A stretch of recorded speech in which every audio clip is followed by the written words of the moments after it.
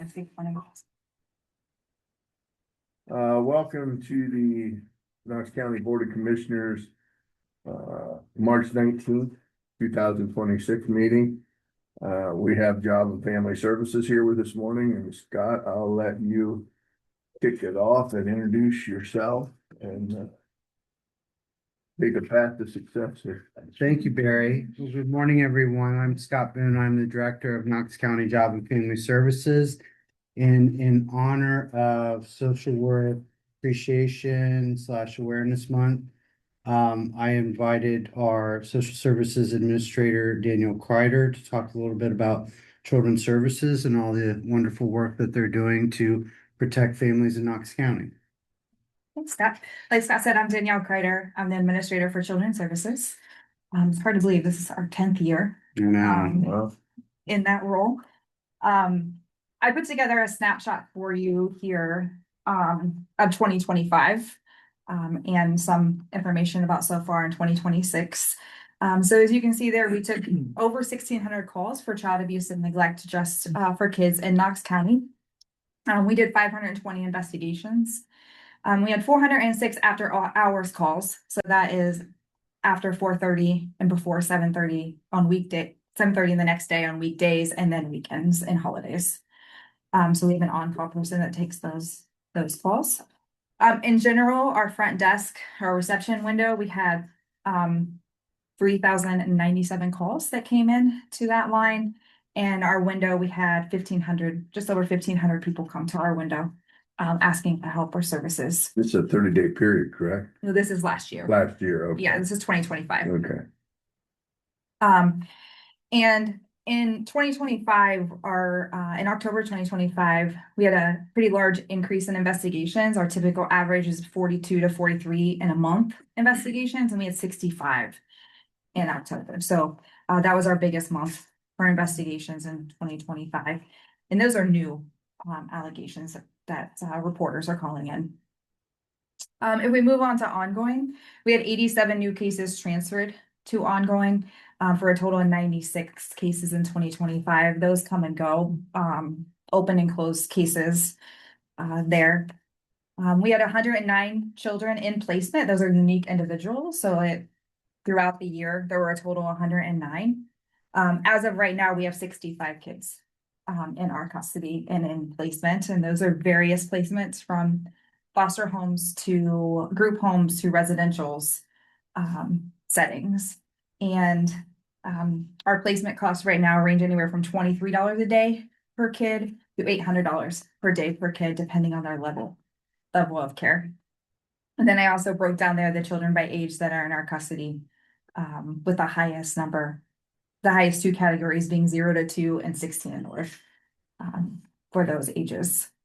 Of note in 2025, in one day, late in 2025, we did 5 child removals from 3 different families in one day for various reasons. And we were able to keep all of those kids in Knox County in one of our own licensed foster homes or in with kinship, which has been a huge goal for us for many years, is to be able to say and keep kids in Knox County versus with networks or outside of the county away from their community. So to be able to do that with 5 kids in one day was a good accomplishment for us.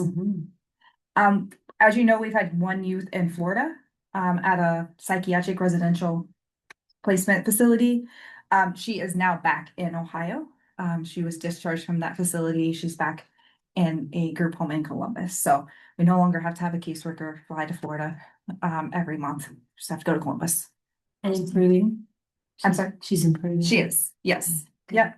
She currently right now has a one-on-one, just one person with her at all times, just because she came from such a high intense needs placement where she had been for 18 months down to a group home, which is less intensive. And so they have a 1-on-1 ratio with her just to meet her needs while she transitions. She's still in our care. She is still in our custody. When she was in Florida, she was in our custody as well. She was just placed there through Ohio Rise. That was like $4,000 a month or something, or a week or something crazy, wasn't it? Yeah, for Ohio Rise. Yeah, they paid it and then we went and visited, but yeah. So you quickly want to talk a little about Ohio Rise and how they complement your work? Sure. So Ohio Rise is a behavioral health care network that Governor DeWine put in place several years ago. So they have the managed care organizations such as CareSource, Molina, those sorts of organizations, and then they have Ohio Rise, which is Aetna. And that just covers behavioral health needs. So that's counseling, treatment, psychiatric placement, medication, only for behavioral health, emotional, mental health needs for kids in Ohio. They don't have to be in our custody. It can be any kid that qualifies for Medicaid could also qualify for Ohio Rise. Within Ohio Rise, if a youth needs a level of care higher than we're able to provide, that's when they go to the psychiatric residential treatment facility. And only Ohio Rise Aetna can determine that level of care, and you need a pre-authorization and go through that entire process. They make the payment or they make the placement and then they pay for that while the youth is there until they transition back to us. The reason why she had to go out of Florida is there are only 4 psychiatric residential treatment facilities in Ohio for the entire state of Ohio. And those facilities are usually youth, the number of youth there is 15 or less. So when you only have 4 with 15 beds, it's hard to get a placement in Ohio. So we use Ohio Rise for those high need complex cases such as this youth. I guess this may be a question for either one of you, but so with those kind of numbers, which is the sad state of affairs, I think at times, your time, do you see mental health fatigue with your staff while you're dealing with mental health issues with clients? And how do you combat that? Yeah, so we do.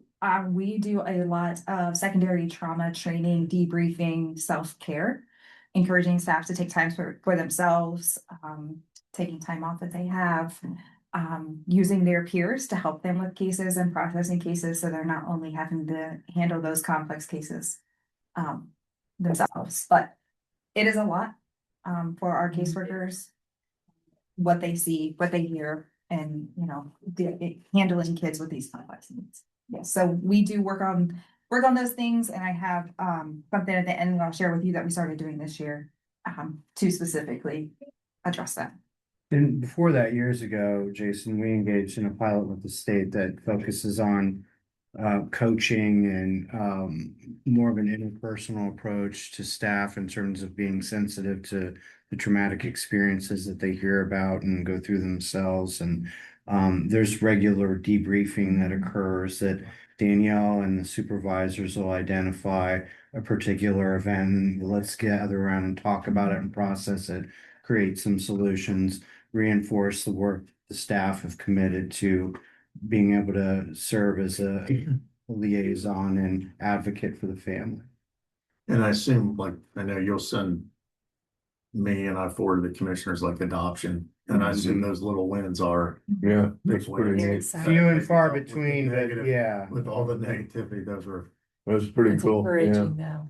Yeah, so in addition to the adoptions, we also have youth that emancipate from our care. They're not adopted, but they turn 18 and they move on to self-sufficiency. And so the community doesn't always hear about those, but we have had a few of those in 2025. We've had a youth graduate, go to nursing school, get her LPN, getting ready to move out on her own. So we have kids that are entering the workforce as So well. Happy stories. Happy stories endings. that may not be adoption, but Right. we do have those kids that we're working on Yeah, setting them up. we've had kids go to college, we've had kids enter the military. There's just been a lot of positive outcomes to kids that have been in the quote unquote system that are on their way to being productive contributors to That's the very rewarding. community.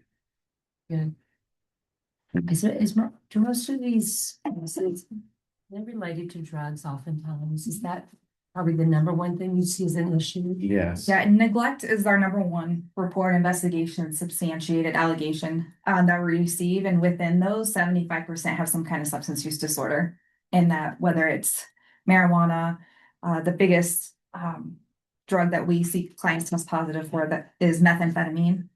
We've seen a rise in cocaine, and then we also see fentanyl as well, which then leads to a lot of safety precautions that we have to put in place for our staff and the children. So when families come in to visit, we have to make sure they do all the hygiene protocol. They wear gowns to keep the residue off of the kids and away from our staff. So there's a lot of complications that come with that too. It also increases the complexity of the case in addressing the needs of the family. You can't address parenting deficits if you can't get through the substance use Right. disorder first. It's the first and foremost. And then when you get through that, you have to get through the mental health piece of it, because typically mental health leads to the substance use disorder.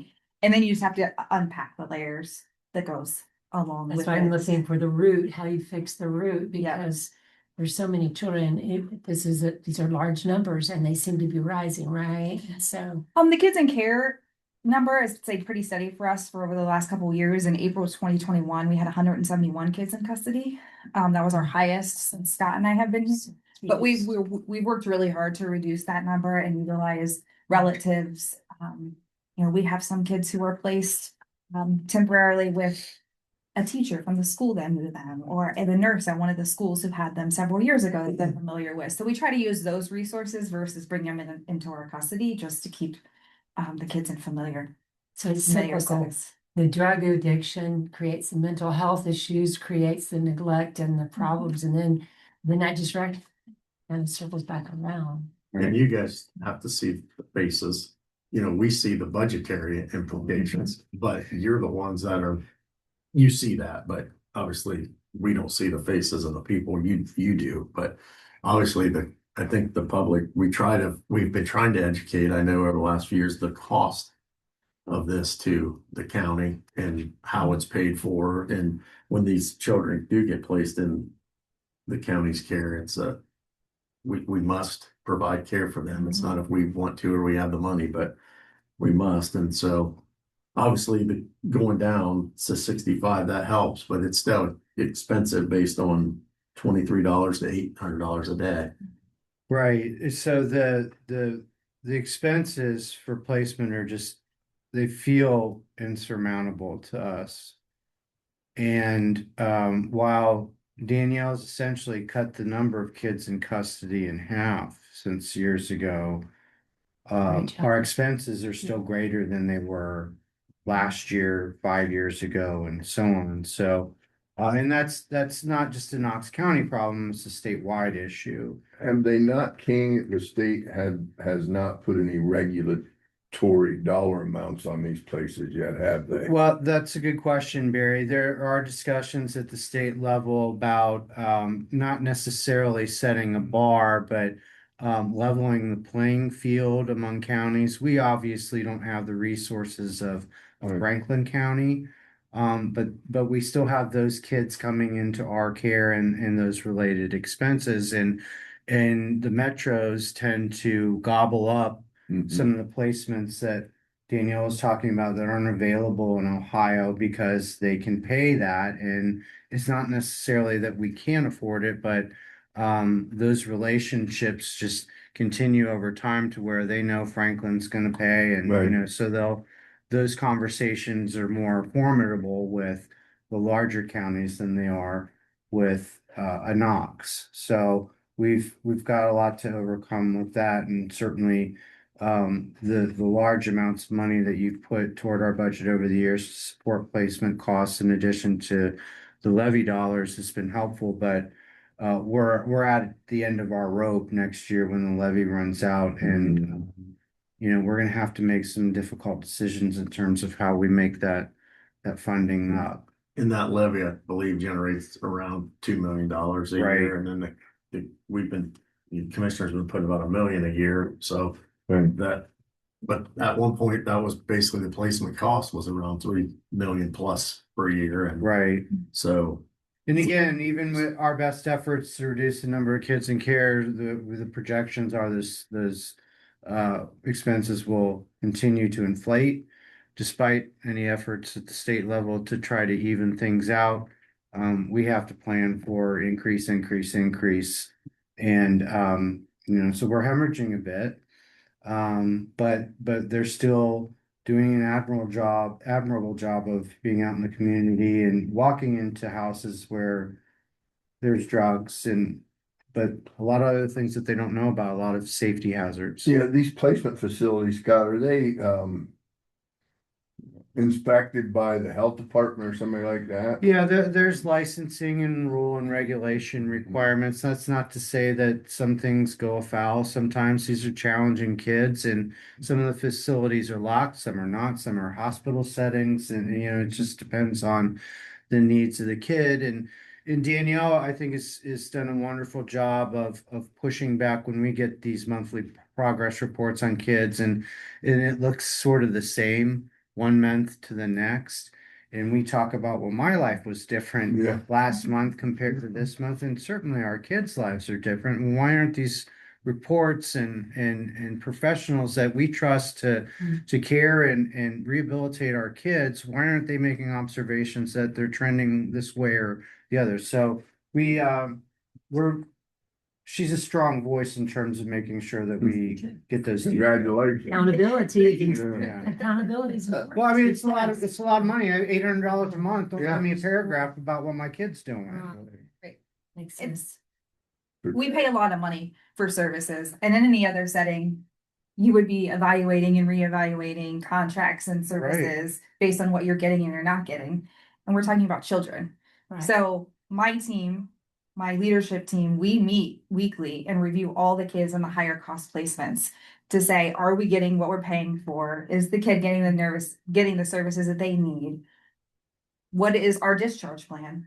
Because day one, you should be talking about a discharge plan for this kid to step down because it's not healthy for the youth to stay in a institutionalized setting for a long period of time. And so what are we doing to move that youth? So there's between 13 and 15 of these high cost youth that we're meeting on weekly to move. Looking at the range of 23 to 800 a day, are these mostly I don't know what word to use, beds, rooms, facilities? Is that what they are, bigger? Yeah, so your $23 a day is gonna be your younger kids in our own county licensed foster homes. Those are gonna be the kids with the lesser needs, the kids that don't need intensive counseling or they don't have high behavioral needs. And then in the middle are gonna be your kids that need residential or treatment foster care. And so those are the kids that need regular, intensive, weekly counseling, case management, and those range anywhere between $125 to $200 a day for those kids. And then your higher end are going to be your group home residential setting. So your group homes typically have lesser number of kids, so usually 5 to 6 kids around the same age, same sex, female, male, not in the same group homes. And then your residential facilities are going to be your higher end costs, and those are going to be kids with number 10 to 15 in a So setting. then I assume if you take 3 kids from one family, they could be segregated in different areas based on each one of them's need and age and all that kind of stuff, which is Correct. difficult because now they're being separated. Right, so that's more challenges, and I think another thing that Danielle and her team are really good at negotiating with is the networks will come to us periodically and say, well, your 12-year-old needs to go from a base rate of $200 a day to $250 a day, and inevitably the question, okay, well, tell us why. Well, he's having some problems at school. He talks back, and he isolates himself sometimes. Well, don't most 12-year-olds Those do moments. that? Yeah, didn't I do that when I was so that's not a reason for that kind of increase. So she's constantly having these debates with the networks about them wanting to jack up the fees, and we're being, again, fiscally responsible and good stewards of the taxpayer money to make sure that it ultimately the kids should be the beneficiaries of all of our resources, but we want to make sure that we're managing that in a responsible way. Right, and not just like medicating the child, right? Right. Be very careful of that. Right, There's lots of questions about that too. often pharmaceuticals misused that way. Right, Yeah, so all the kids in custody that we have in our custody, when they're prescribed a psychotropic medication or there's a change in the psychotropic medication, it has to come through me and I have to review it. And there's certain guidelines we have to look at based on age and what the medication is and the side effects. So ultimately, I decide with parents' involvement or the caseworker's involvement whether we're gonna approve them taking that medication, because the last thing we want is kids to be over I medicated. see at the bottom. The report here, adult protective services. Can you touch base a little bit on that because it says in collaboration with area agency on aging. Mhm. Yeah. Yes, so we are ultimately responsible for the state of Ohio for adult protective services. We are responsible for taking calls 24/7, investigations, and ongoing services for adults 60 and older. We have contracted for the last several years with Agency on Aging District 5 for them to handle the investigations and the ongoing case management for cases that need that. Because we're child welfare focused, Right, that's what, and for our caseworkers to switch from child welfare to adult protective services just isn't best practice. And so we would have to have a whole nother team So to that- address adult protective services. this report is stuff that you've got and you've transferred to District 5. Is that how this reads? Yeah, so we took 296 reports of abuse, neglect, self-neglect, exploitation, any of those. We send them to adult or to area agency on aging. They decide whether they're going to investigate, become involved, Sure. those sorts of things. And so they did 176 investigations. So there's just Knox County residents, 60 and older. And then they decide whether to continue with services or not. And in 2025, we filed for protective services for adults 60 and older 3 times in probate court. It's the first year I've ever filed, or we've ever filed for assistance to the court for adults 60 and older to ensure that they're getting what they're needing. It's just escalated over the last couple of years of Okay. adults needing services, especially in the area of exploitation. We get a lot of calls regarding adults 16 and older being scammed. Whether it's Right. romantically or Sure. something like that. You saw Taking- that in the senior, looking at the senior levy and talking to them about that. I'm interested in this pact, practice and action together. I like what it says. We believe families can recover, heal, and grow. And I think that has to be everybody's belief, right? That can recover, because otherwise it's just Yeah. going through the motions. So going back, Jason was talking about our self-care and staff wellness. We have engaged with the Public Children's Services Association of Ohio, and Scott and I attend those meetings and are involved in committees and legislative committees and those sorts of things to advocate for child welfare in Ohio. They started this model called Practice and Action Together, PACT, and it's really built on those beliefs that are on the flyer that I gave you. And it's really a way for us to improve our practice with families to help them be more successful and reduce child abuse and neglect in the county. So then there's less that the caseworkers have to see on the extreme level, and we can really help at the beginning of a case versus being reactive. So this is prevention, teaching. Prevention training. and teaching and training and education. Yes, and working together. A few years back, we did the POP program, which was parents partnering with Ohio parents.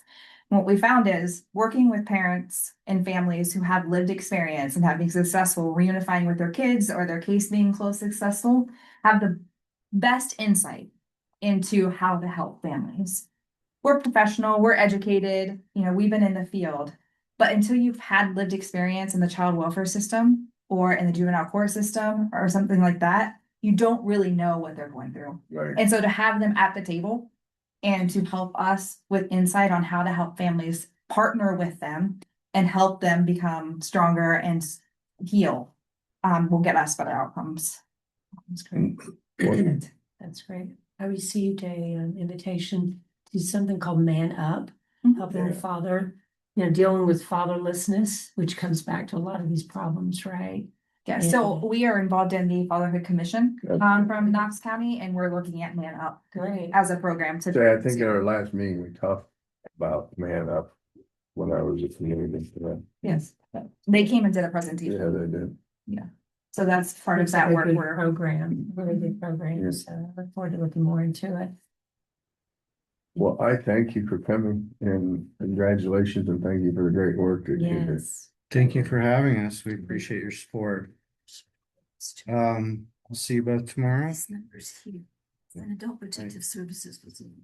weeks ago, they said 345 referrals and 250. This is over just a what week. So So they could get referrals somewhere else. Okay, Yeah. that's what I was wondering. yeah. Thank you for your work, Thank you. especially by having our most Thank you very vulnerable much. See you population. tomorrow, Jeff. Yep. Thank you. Cheryl, you gonna be there? Yes, sir. All right. You know, that's a special behavior apparently. Thank you. Thank Have a you, good guys. Thank you. Now, the Ag Museum gentlemen are here. If you want to decide to come on in. We're a little early, but we'll just. Yeah, they're here early too, so we're okay. Yeah. Come on in. Morning. Morning. How are you? Seen you several times.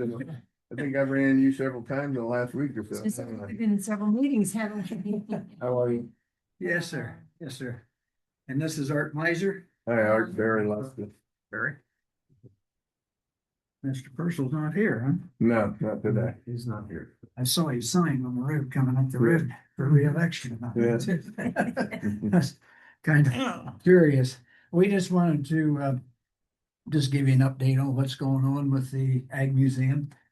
As far as over the many years, I've only been involved for 20 years, and I know before that, commissioners have always been very supportive, and we try to represent Knox County also, and agriculture and everything else. And we've had some really good fortune here this last I'd say last year and a half now, that we were blessed with a apple peeler collection from John Lambert, and it's about 75 different apple peelers. No two the same. I didn't Yeah. know there No were two the same. two apples that many ways. Well, my understanding is John's even got more than that, but he was gracious enough to, along with the donor, to bless us with that display. And one of our members made the table in conjunction with John on that too. And we used it last year. And actually, John came up and demonstrated some of the apple peelers a couple evenings. And I think the one was on a Saturday, raining like nobody's business. So everybody was trapped in the museum. So he had a captive audience. And so he enjoyed it very much. But we're working, we continue to work, try to take care of our buildings. Yeah. And last year, our conclusion of our major project was a refresh of the log house. Did you ever get that thing where they put the mud in, the kids Yeah. stuck their fingers? Yeah, we had a problem there. We'd had it chinked Yeah. right before the fair, and then the kids found out it was still soft, and we ended up taking out four rows of chinking. Yeah. I mean, we had Mr. Miller and the Pine View folks came and did it for us, but we had to get it done. It's hard now. So. It's big kids. I think it was you actually showed me when I was out there. You're like, look, got this chinked. And Well, see, I got really upset when that first happened, and I was going to put a sign up out there saying, please do not touch, And I had one of our members say, if I see a sign that says wet, you know what I do? Check it. He talked me out of it. But anyway, yeah, we got that project finished, and so we're looking at here in 26.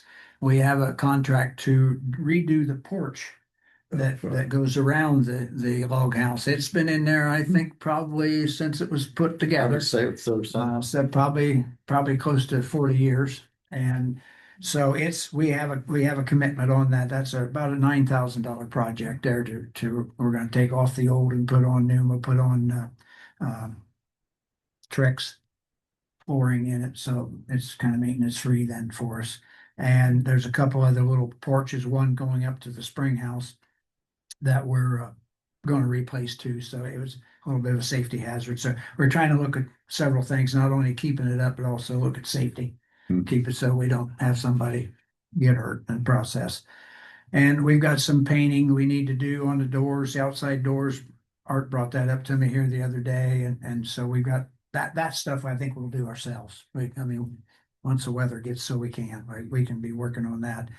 And We have a 27 project, I'm gonna call it, is the spring house that's there. Mhm, That's a log building too. mhm. And I have been working this winter trying to get the folks who did the log house to come and take a look at it. And he called me here Tuesday and said, we're going to come down and take a look at it, but that hasn't happened yet. He's saying to me, I can be most beneficial for you if you make this a 27 project and not a 26. Yeah, Because he said, we're so booked up now that, and I said, I think that'll fit in just fine.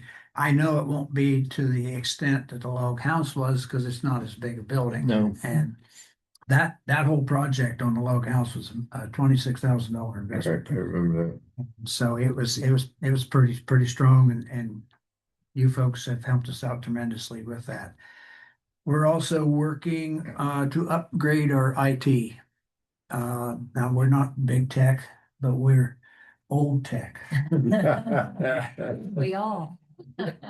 So some of the software we have isn't compatible with some of the new stuff and unfortunately we lost one of our members who Carolyn Ferry she was kind of our IT person and worked throughout these years with the inventory.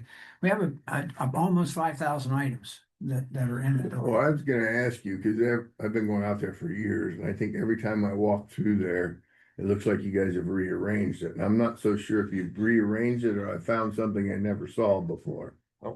I'll hit on that a little bit. I've been a member for I don't know how many years. And I walk through the museum. And I'll see something I've never seen before. Yeah. I mean, there's so many Well, items in there. And then when you wander into that side room, it starts a new world. Right. Both wings are, one of them's dedicated to home ec. Yeah. And so I don't forget it. And that's something that we're going to try to have accomplished for this year is Mr. Lambert also has kitchen appliances. Now, these things don't have cords on them either. They're in the 1800s. He said nothing above 1900. And Wow. he brought some and showed us, they're just fascinating. And so we are going to try to accommodate that and be able to display those. But we also, and I say this with the greatest amount of respect, we don't want these items to grow legs and walk off. So we got to try to display these. We did that. Tom DeVolt and John did a fabulous job with the apple peelers. They're there, people can see them, but they're anchored down too. So when he came and did a demonstration, it wasn't the peelers that were on the display. It was ones he brought from home. So that we didn't have to undo anything. So they're anchored down. So we're faced with kind of trying to work with that a little bit.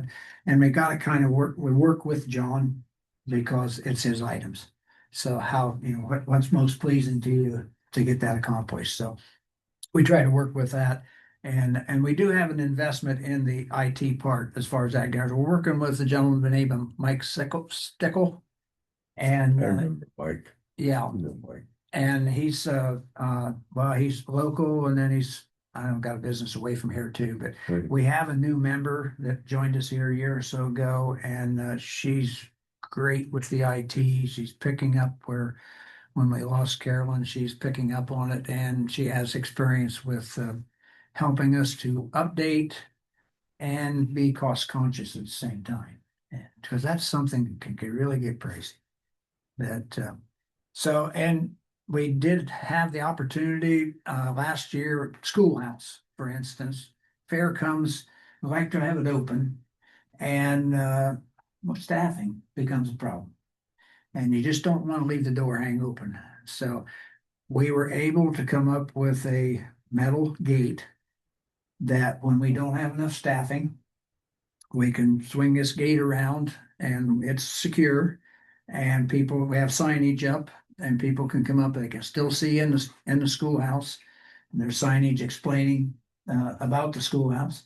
And so we don't have to just close the door. Right. Because I always feel like you gotta close the door, it just defeats your purpose. Sure. And so that we were pretty fortunate to get to do that. And so, comes first, I think be the first Tuesday of May. It used to be the second Tuesday, and then schools have moved forward.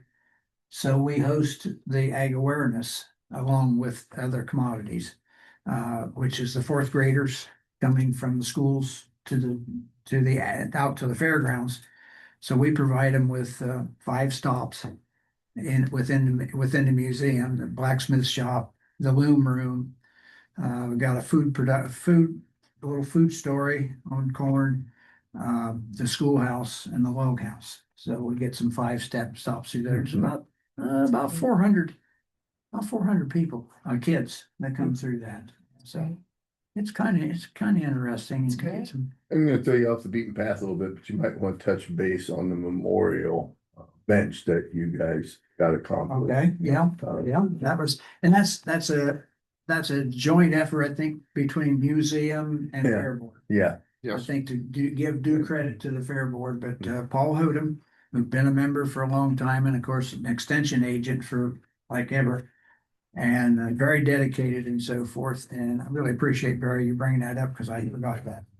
But we worked together, came up with a design. And I don't get credit for this, to be honest about this, was Tom DeBolt. Tom DeBolt and was driving most of it, and Jim Hughes also helped out tremendously on that.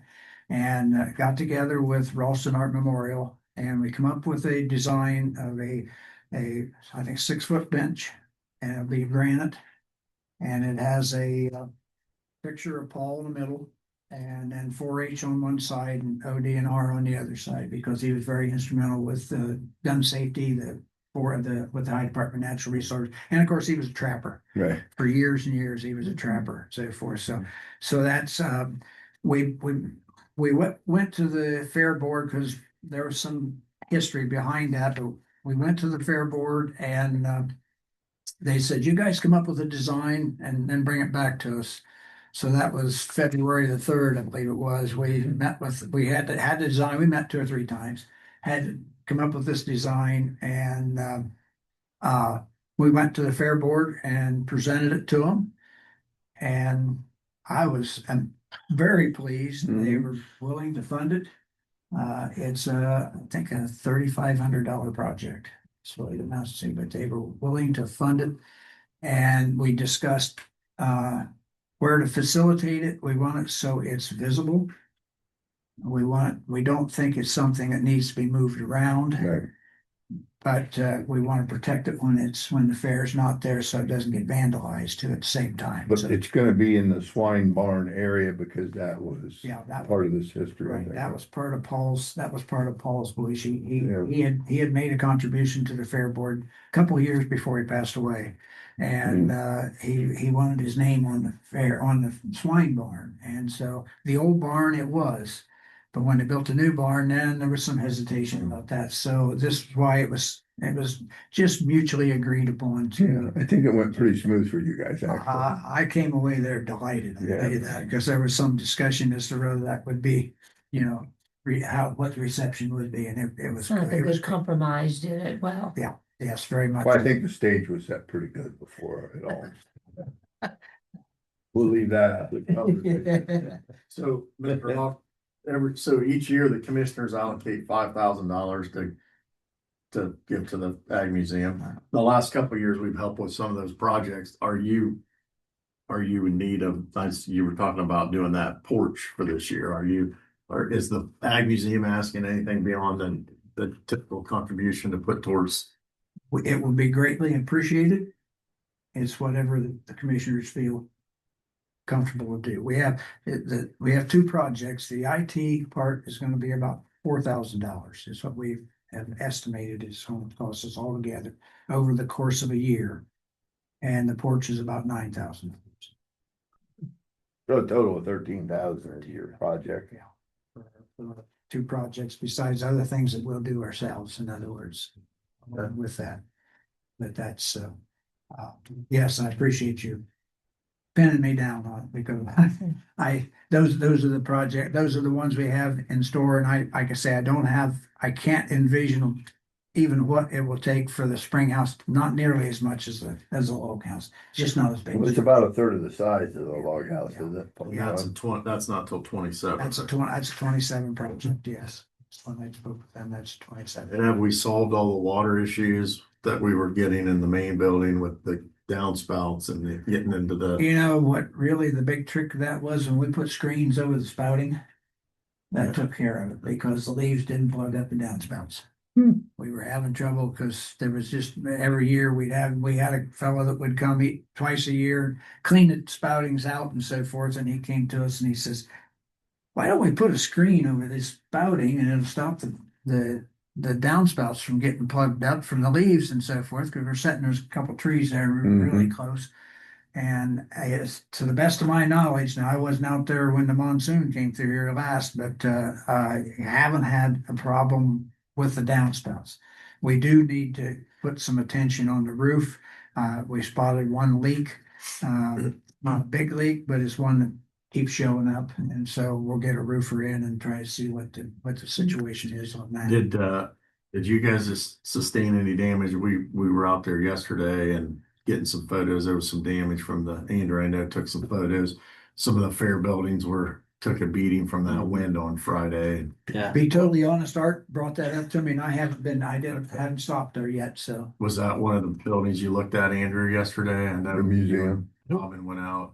Believe that was one of the ones we looked at. Probably close to the stuff that you look at is probably closer to the top of the hill or the peak there to fair, wasn't it? Some of it, most of Yeah. it was around the office. Yeah. There, That's what yeah. I'm saying.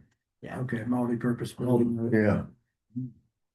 I've got my curiosity, but I'll be out there for when I leave here, because I was just wanting to see what, I quite frankly we didn't have any major loss at home, but, my little logo here also gets me involved in some things, and so, the power, we peaked on power outages at about 11,000 out of our 29,000 electric meters with the co-op, and so I was kind of spending some Busy.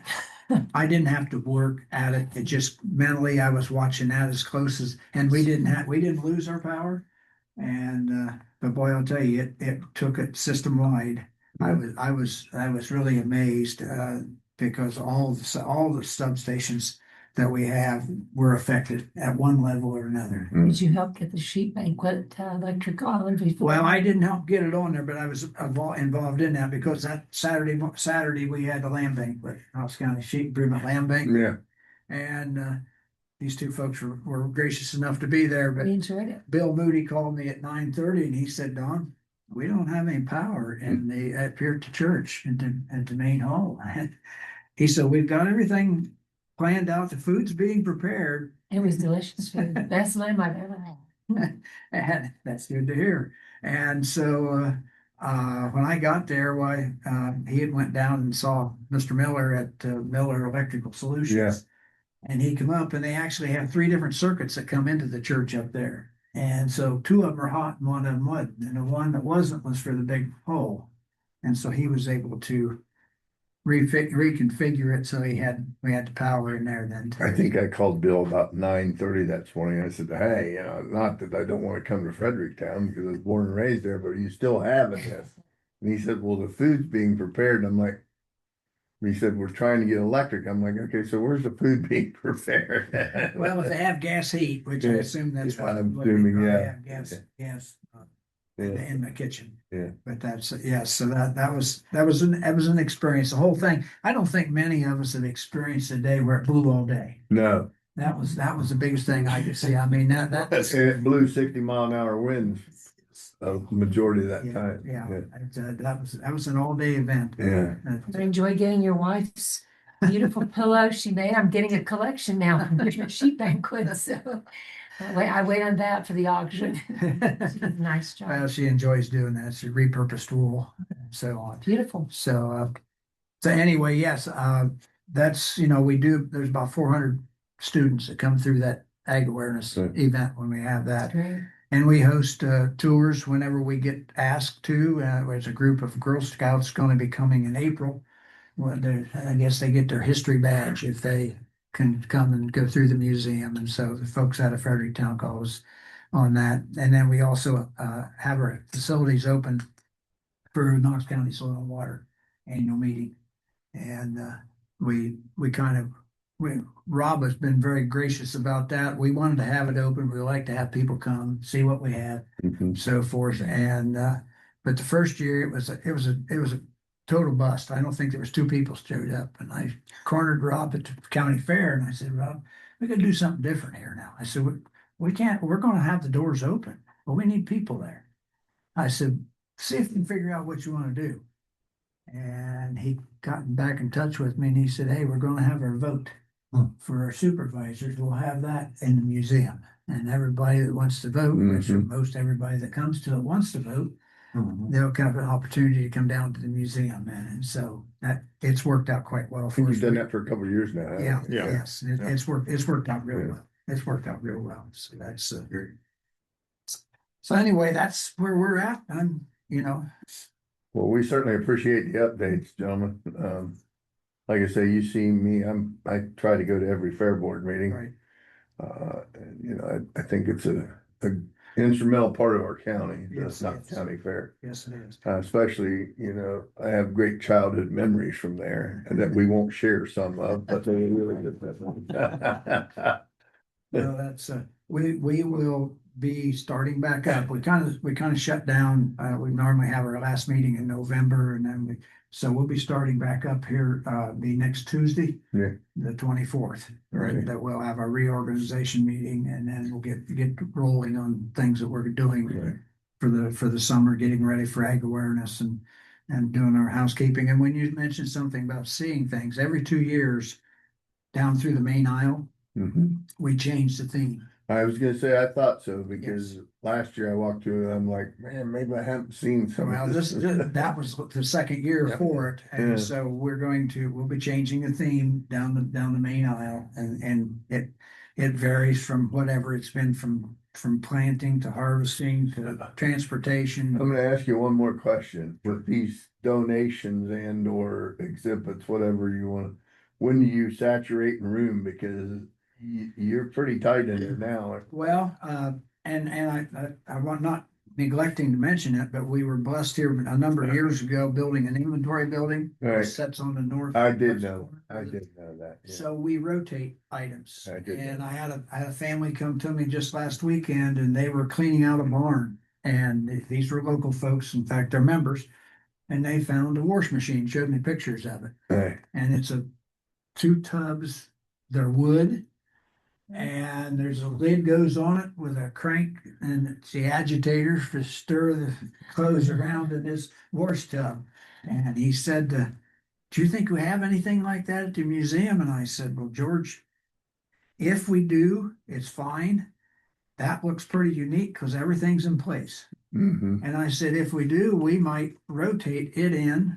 And we put up a ton of shelves about 3 years ago in the inventory building. And so small items like that. So we run out of room. Yes, absolutely. I forgot about the inventory building up on the So hill. it gives us an opportunity to rotate things. Yeah. And I keep saying to the guys now, gotta keep in mind, when we take it to the inventory building, it doesn't mean we never bring it back. It can be tempting to do that, to be honest about it, Mhm. but we're trying to rotate things around. So that's, so we've been fortunate enough. Well, we certainly appreciate the effort you guys put in. I know that you've had issues with people volunteering to help, and hopefully that changes for you. Well, we're trying to, we need to grow our membership. We're Yeah. all getting younger every year. So, and we've lost two or three members, and we Yeah. lost one just a couple weeks ago, Fred Close. I did see. He had been a member for, I was there when I started, like I say, I'm not an old timer, but I'm getting older. But, Right. he was there and his funeral was a couple weeks ago and and we lost Paul, we lost Carolyn Ferry. So, and we've been blessed to have, I think we've got 4 or 5 new members and some couples. So we just try to coax folks to come in. I've had several folks I've talked to and the guy said, I want to be a part of it. I gotta wait till I retire. So we don't have to wait, it's okay to come ahead anyway. Yeah. Yeah. So, Well, we appreciate the update, gentlemen. Thank you so much. Keep up the good work. Preserve our history. thank you. We appreciate everything you've done, so. I would just like to say we appreciate everything the commissioners have done for us the past years. Yeah. Well, we have 45 years now, is that right? Yeah, 1984 Yeah. was when it was 1984, the first ag display was done under a tent on the fairgrounds. And in 86, which would be right, be 40 years this Yeah. year, 86 was when the building was built, opened for the county fair in 1986. The first section. And then, of course, it wasn't long till they outgrew that and added on to that main section. In 92, the Bloom Room was built, and I got involved in 06, and ended up getting volunteered to general managing contractor for the west wing that was built in 08. And then we built the inventory building. I'd have to pull the number off. I'm gonna say probably 6 years ago, something like that. Yeah, I think that's about right. Built the inventory building, so it's an ongoing process. Right. So, Well, thank you okay, again. thank you. Certainly very much. appreciate it. Thank you so much. Nice to see you at. There again, just one quick second. This can help me.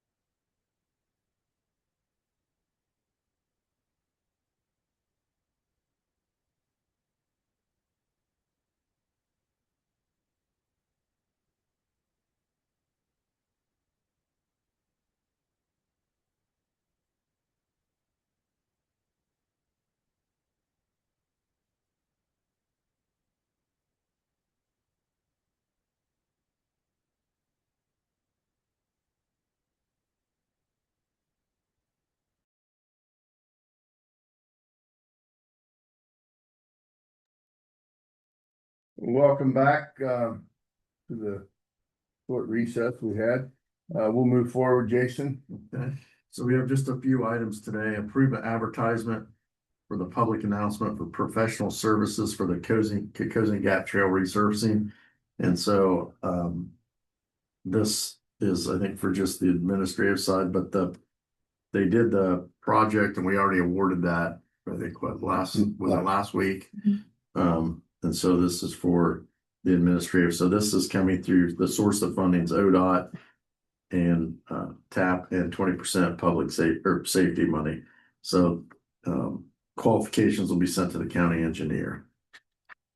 Motion to approve. Second, all those in favor say aye. And then the city has asked for a letter of support for their request for a community project funding, and this is relating to their, trying to find their exact wording. This is for their wastewater treatment plant. I think we did one of these before, and this is now they're asking for an update and another one of those. So this is ready for your signatures. If you'll approve that. Don't need a motion. Yeah, we would. Oh, We we would, do. yeah. Okay, motion to approve. Second, all those in favor say aye. Aye. Aye. And then Mallory, you'll turn that, so get that down to Tanner this morning. Thank you. Then we have a contract service between the Knox County Department of Job and Family Services and the Awesome Family Entertainment LLC. And this is to rent tables and tents for their Ohio Means Job Workforce event. Motion to approve. Second, those in favor say aye. Aye. Aye. Then we have a proposal from Republic Waste for waste management services for various Knox County offices, and this is just a renewal of all the dumpsters and recycling dumpsters that we have for county use on county facilities. Okay, motion to approve. Second, all those in favor say aye. Aye. There's a bunch of these because there's one for each building Yeah. location. And then we have approve a temporary easement with Columbia Gas Transmission LLC on Pikesville Road. They're doing some gas line improvements. The request for that went out through Cameron originally. We worked with Jeff to make sure because it's near our well field. well, So there was yeah. some things we needed to put in place to make sure there was it's on the opposite side of Pikesville Road, but it's still in our wellhead protection We area. have property across the road Right. too. So it's in that wellhead protection area. So we're good, Okay. but this is the temporary easement allows them to be there. Okay, motion to approve. Second, all those in favor say aye. And then we have the bill left. And I think that's all I have for you today. Additional comments, Jason? Not today. I think I'm good. Mr. I just that we enjoyed being at the FFA banquet last night over at East Knox, and congratulations to all the students. It was a great time and nice food. I'll look for a motion to adjourn. Motion to adjourn. We stand adjourned.